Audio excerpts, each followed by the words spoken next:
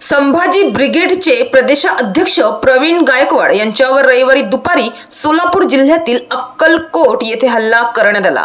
प्रवीण गायकवाड हे अक्कलकोट येथील फतेसिंह शिक्षण संस्था आणि सकल मराठा समाजाच्या कार्यक्रमासाठी आले होते।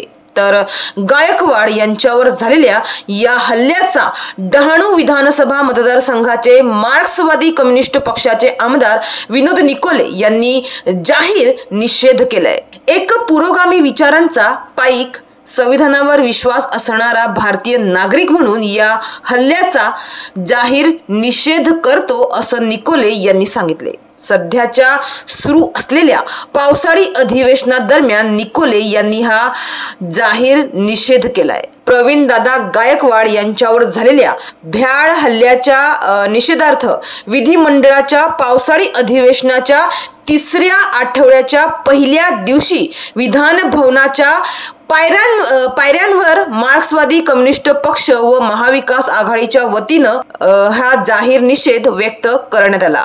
तर या हल्ल्याची सखोल चौकशी व दोषींवर तत्काळ कारवाई करावी अशी मागणी विधानसभा सदस्य यांनी केली।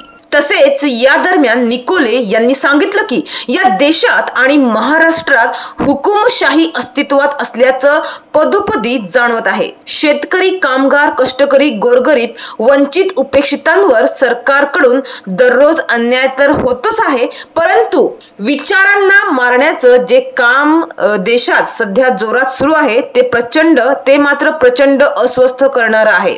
वंदनीय छत्रपती शिवाजी महाराज आणि शाहू फुले आंबेडकरांच्या या राज्यात विचारांच्या विरोधकाला हिंसक वळण देण्याची ही फोफावलेली मानसिकता देशाला लागलेली कीड आहे।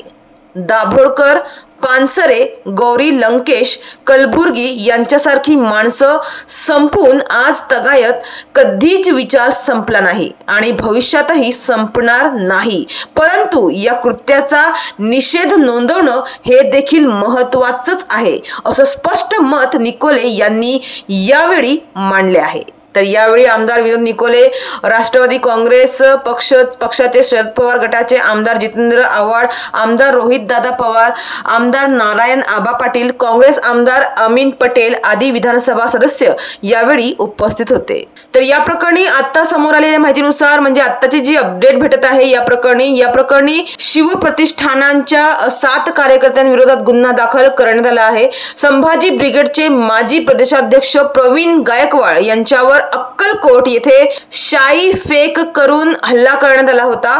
तर या प्रकरणी शिवप्रतिष्ठानच्या 7 कार्यकर्त्यांविरोधात गुन्हा दाखल करण्यात आला आहे। हा गुन्हा जामीन पात्र असल्याने कोणालाही अटक करण्यात आलेली नाहीये, मात्र आरोपींनी पुन्हा असे कृत्य करू नये म्हणून प्रतिबंधात्मक कारवाई केली जाईल अशी माहिती उपविभागीय पोलीस अधिकारी विलास यामावार यांनी दिली आहे। डहाणूवरून कल्पेश दळवी, विकास समाचार।